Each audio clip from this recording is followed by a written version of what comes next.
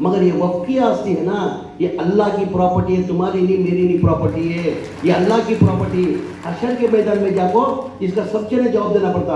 आज अल्लाह मियाँ मंजे मुकाम देने, अल्लाह मियाँ मंजे वक्फ मिनिस्टर बनाए देने के बाद मेरी जवाबदारी होती है, मुझे डर इस बात का है सब अल्लाह मियाँ के पकड़ में मैं आता हूँ। हशर के मैदान में जाको जवाब देना पड़ता।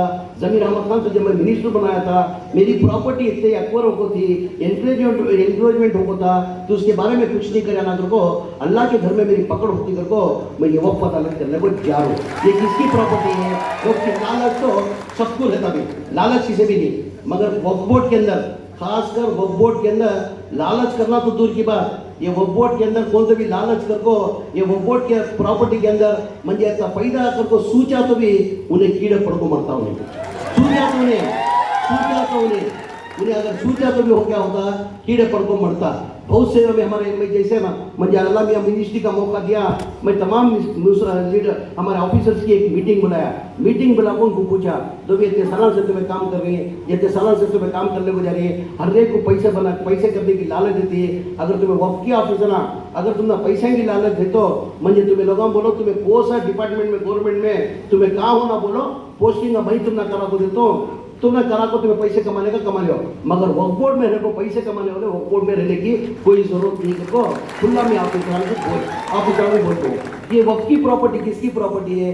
ये अल्लाह की प्रॉपर्टी है। और जाने में अपनी इंसान क्या ही लेने को जाता, जाने में अपनी इंसान के तो लेने को जाता, और भी अल्लाह मियाँ के पास जितना हमें कमाती कितना लेने को जाती, हमें जन्नत मिलती तो ये आदमी अगर लूट लगी गए, खाली आते खाली याद गए, हर जगह जाकर मैं मिसाल कह देता हूँ। अब जो मैं बचपन से क्या करूँ, मेरी एक अंगूठी दंगी है 80 की 90 लाख रुपए इसकी वैल्यू है। ये अंगूठी की कितने साल से डाल रहा हूँ मैं? कम से कम 30-40 साल से डाल रहा हूँ। 30 लाखों के ऊपर 30 पर 2 लाख को लिया था।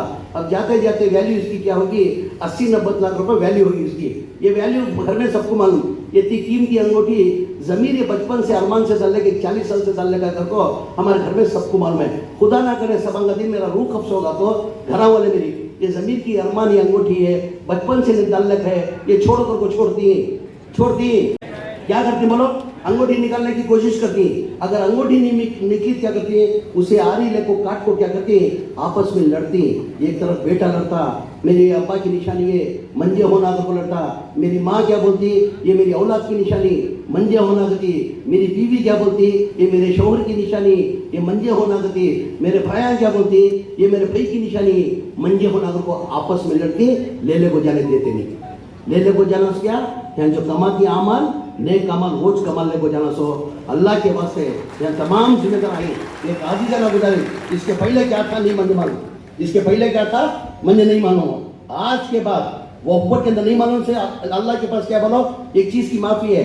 नहीं मालूम गलती करे तो अल्लाह माफ करता करेगा, मालूम होते हुए भी गलती करे तो अल्लाह कभी जिंदगी में माफ नहीं करता। क्या मौलाना, जो मालूम होते नहीं मालूम तो अपनी गलती कर लिया, नहीं मालूम से क्या कर लिया, मालूम होने के बाद भी उन्हें गलती करे क्या करता, अल्लाह उसे जिंदगी के अंदर माफ नहीं करता।